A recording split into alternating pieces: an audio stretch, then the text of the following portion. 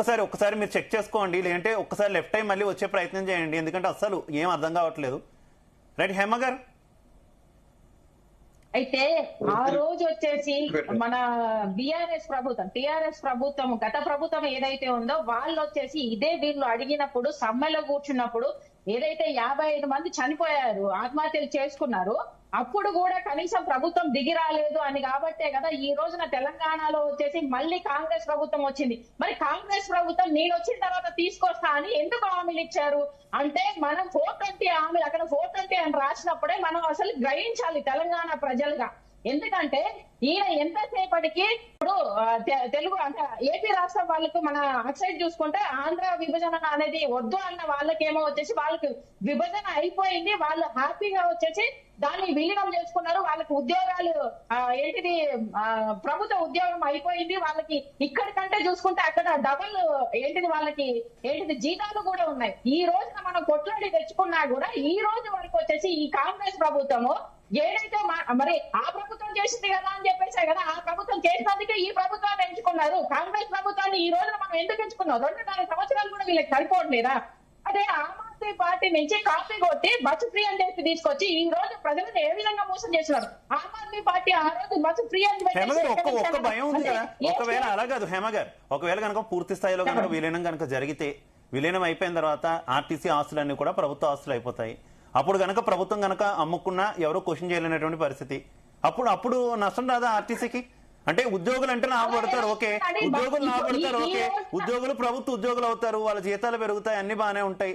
కానీ ఆర్టీసీ ఆస్తులు ప్రైవేట్ పరం అయితే ఇప్పుడు ప్రభుత్వాలు ఏ ప్రభుత్వం ఉన్నా కూడా ప్రభుత్వ భూములు అమ్ముకొని దాన్ని క్యాష్ చేసుకుంటున్నటువంటి పరిస్థితి. క్యాష్ అంటే పార్టీల పరంగా కాదు, ప్రభుత్వాల పరంగా పథకాలకి వినియోగిస్తున్నామని వారు చెప్తున్నారు. అలాగే ఆర్టీసీ ఆస్తులన్నీ అమ్మితే అప్పుడు పరిస్థితి ఏంటి? ఆర్టీసీ ఇప్పుడు ప్రైవేటీకరణ చేసేది సాధ్యమైతుంది. ఇప్పుడు ప్రభుత్వం దగ్గర ఉంటుంది, దానికి ఈ రోజున వచ్చేసి మనకి 5 విషయాలు కూడా వచ్చేసి మొట్టకాయలు వేస్తున్నది కదా గవర్నమెంట్. ఏంటిది మన కోర్టు మొట్టకాయలు వేసినా కూడా వీళ్ళు వినట్లేదు, ఈ విధంగా చేసుకుంటూ వస్తున్నారు. రేపు పొద్దున ఆర్టీసీ అందుకే యూనియన్ పునరుద్ధరించాలని చెప్పేసి వాళ్ళు అడుగుతున్నారు. ఒక యూనిటీగా ఉన్నప్పుడు, ఒక యూనియన్ ఉన్నప్పుడు ఖచ్చితంగా వాళ్ళని కాపాడుకునే బాధ్యత ఆర్టీసీ వాళ్ళకి ఉంటారు కాబట్టి కాపాడుకోవడానికి ఛాన్సెస్ ఉంటాయి. ఈ రోజున ప్రైవేటీకరణ చేయడానికే కదా ఈ రోజు వీళ్ళు వచ్చేసి ఎంతసేపటికి ఇప్పుడు 3,000 కోట్లు అప్పైనా 3,000 చిల్లర కోట్లు అప్పైనా 68 సార్లు వచ్చేసి కాంగ్రెస్ కి డబ్బులు ఇవ్వడానికి ఢిల్లీకి బయటపడుతూనే ఉన్నాయి. ఎందుకంటే ఈ రోజున వచ్చేసి ఎంతసేపటికి ఆస్తులు కూడా పెట్టుకోవాలి అనుకుంటున్నాడు. కానీ తెలంగాణ ప్రజలకు కానీ ఈ ఆర్టీసీ వాళ్ళకి కానీ ఈ రోజు వరకు తను న్యాయం చేసింది లేదు. ఆస్తులు ఈ ఏంటిది కాంగ్రెస్ ప్రభుత్వంలో ఉన్న ప్రతి ఒక్క లీడర్ ఆస్తులు కూడా పెట్టుకోవాలి. ఇప్పుడు వీళ్ళు ఎంత ఖర్చు పెట్టారో అవన్నీ తీయాలి కదా. ఇప్పుడు 100 కోట్లు వచ్చేసి ఇచ్చేసి ఈ రోజున వచ్చేసి ఆయన సీఎం అయిపోయాడు రేవంత్ రెడ్డి గారు, అవన్నీ మనం బ్యాంక్ తీసుకురావాలి. గత ప్రభుత్వం ఏంటిది ఉప్మాలు ఫ్యామిలీ ఉప్మాలు తిన్నట్టు మొత్తం ఆస్తులు కూడా వేసుకున్నారు అనే విధంగా చూసుకుంటే ఈ రోజు మేమంతా తక్కువ కూడా పెట్టుకోవాలి అనే విషయంలో చేస్తున్నారు. ఇదే విధంగా నడిచే ఖచ్చితంగా ఆర్టీసీ వాళ్ళకు మేము మద్దతుగా ఉంటాం. ఇప్పటికైనా ప్రజలు గమనించాల్సిందిగా కోరుతున్నాం. మేనిఫెస్టోలో పెట్టిన ఏదైతే ఉంటుందో వాటిని నెరవేర్చే ఏ పార్టీ ఊరికే 420 హామీలను కాకుండా జనాలను ఇబ్బంది పెట్టే పార్టీలు కాకుండా ఈ ఓటుకు నోటు కేసులలో ఉన్న వాళ్ళని మనం ఎంచుకొని తప్పు ప్రజలు గమనించాలని చెప్పేసి కోరుతున్నాం. సుమతిరానంద్ గారు, గత 2 అసెంబ్లీ సమావేశాల్లో కూడా మేము ఈ ఆర్టీసీ కార్మికులకు మీరు ఇచ్చినటువంటి హామీలు నెరవేర్చాలి, సమస్యలు పరిష్కరించాలని అసెంబ్లీ సమావేశాల్లో కూడా లేవనెత్తడం జరిగింది. కార్మికులు కూడా 2.5 సంవత్సరాల నుంచి అడపదడప ప్రభుత్వం దృష్టికి రెగ్యులర్ గా వాళ్ళు తీసుకుని వస్తున్నారు, సమస్యలు ఉన్నాయి పరిష్కరించండి, అయినా ప్రభుత్వానికి చీమ కుట్టినట్టు కూడా లేదు. వాటికి సంబంధించి చర్చలకు కానీ సమస్యల పరిష్కారానికి కానీ దృష్టి పెట్టనే లేదు. ప్రతి అంశానికి అన్నింటికి కూడా ఆర్థికంగా ఇబ్బందుల్లో ఉన్నాం, ఇబ్బందులు అన్ని వర్గాలకు కూడా 3 అంశాలు మాత్రమే కొంత క్లిష్టంగా ఉన్నాయి. కానీ ఆ 3 అంశాలే ప్రధానమైనవని చెప్పి వాళ్ళు డిమాండ్ ఆ 3 అంశాలే వీళ్ళు ప్రధానంగా ఏదైతే వెంకటస్వామి గారు మాట్లాడుతూ కూడా పరిష్కరిస్తున్నటువంటి 29 హామీలను వదిలేస్తున్నారు, పరిష్కరించని 3 హామీలతో పట్టుకొని విపక్షాలు రాజకీయం చేస్తున్నాయి. పరిష్కరించిన హామీల సంగతి ఏంటి అని వాళ్ళు క్వశ్చన్ చేస్తున్నారు కదా.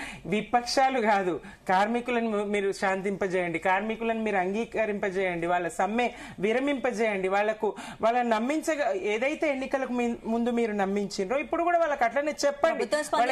వాళ్ళకి సమ్మె తప్ప మరో మార్గం లేదు. ప్రభుత్వం స్పందించలేదు కాబట్టే సమ్మె తప్ప మరో మార్గం లేదు. వాళ్ళు సమ్మెకు పిలుపునిచ్చిండ్రు. పరిస్థితి ఇబ్బందిగా ఉంది ప్రయాణికులకు, ప్రజలకు. ఏదైతే వ్యవస్థకు అలవాటు పడ్డారో ఇప్పుడు దాదాపుగా ఆటోలన్నీ బంద్పడి ఉన్నాయి.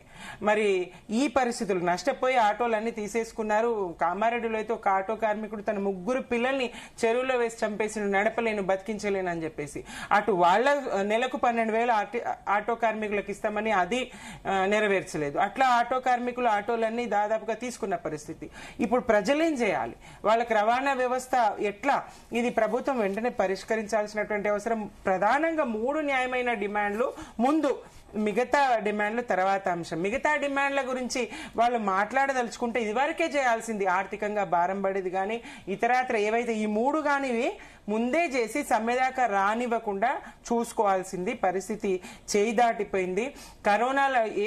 కరోనా లాంటి కష్టకాలంలో కూడా రైతు బంధు లాంటివి కానీ ఇతరవి కానీ ప్రభుత్వ ఉద్యోగుల జీతాలు కానీ ఆపింది లేదు కేసీఆర్ గారు.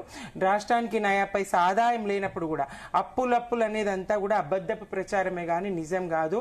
ఆర్థికంగా వీళ్ళు తెచ్చినటువంటి అప్పు గాని ఇతరత్ర గాని రాష్ట్ర ఆదాయం గాని ఏం చేస్తున్నారనే లెక్క. ఆర్థికంగా సమస్యలు ఉన్నాయని చెప్పి అన్ని బకాయిలేనండి. ఎంత దారుణం అంటే మీకు తెలిసి ఉండదు శివ గారు, 2 ఎన్నికలు జరిగినాయి రాష్ట్రంలో. మున్సిపల్ ఎన్నికలు, తర్వాత అంతకన్నా ముందు ఏది మన సర్పంచ్ ఎన్నికలు జరిగినాయి. ఈ 2 ఎన్నికల్లో విధులు నిర్వర్తించినటువంటి ఎంప్లాయీస్ ఎవరైతే ఉన్నారో, ఎన్నికల సిబ్బంది ఎవరైతే ఉన్నారో వాళ్ళకి ఇంతవరకు రెమ్యునరేషన్ ఇవ్వలేదు. దానికి పెట్టినటువంటి ప్రైవేట్ స్కూళ్ళ బస్సులకు ఇంతవరకు వాళ్ళు ఇవ్వలేదు. ఇట్లా అన్ని కెమెరామెన్లు అక్కడ సీసీ కెమెరాలు పెట్టుకుని ఉన్నారు, వాళ్ళకి ఇంతవరకు ఇవ్వలేదు. ఇంకా మిగతా అలా కాదు సుమిత్రానంద్ గారు, ఎందుకు ఇవ్వలేకపోతుంది? మీరు చెప్తున్నారు అంత ఆ స్థాయిలో అప్పులేం లేవు, వాళ్ళు చెప్తున్నంత కూడా బూటగా ఉంటున్నారు. ఒక పక్క ఎవరికి చెల్లింపులు లేదని మీరే అంటున్నారు, కాంట్రాక్టర్లకి చెల్లించట్లేదు. బడా కాంట్రాక్టర్లకు చెల్లిస్తున్నారు శివ గారు, బడా కాంట్రాక్టర్లకు వీళ్ళు చెల్లిస్తున్నారు. అందుకే వీళ్ళు కొత్త ఏది ఇప్పుడు 2026ను పాలించండి, మీరున్న ఈ కాలాన్ని పాలించండి, ఈ కాలంలో ప్రజలకు న్యాయం చేయండి, స్కూల్ పిల్లలకు మీరు రియంబర్స్మెంట్ బకాయిలు ఇవ్వండి. పోయిన